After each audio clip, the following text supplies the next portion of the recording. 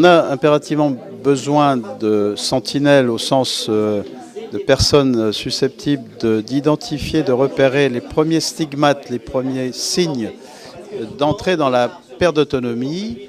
Et ces stigmates sont relativement simples à identifier, mais il faut que les différents acteurs qui interviennent auprès des personnes les connaissent pour pouvoir justement sensibiliser la personne à ce risque et l'orienter surtout dans le bon parcours, et notamment la prise de contact notamment avec son médecin traitant est la première étape bien sûr à accomplir, car effectivement on sait qu'en identifiant précocement ces facteurs de risque, qui peuvent être des facteurs de risque individuels ou environnementaux, par exemple un habitat inadapté et qui fait encourir le risque de chute, par exemple, eh bien, on va pouvoir y remédier en mettant en place, en intervenant pour remédier justement à cette prise de risque.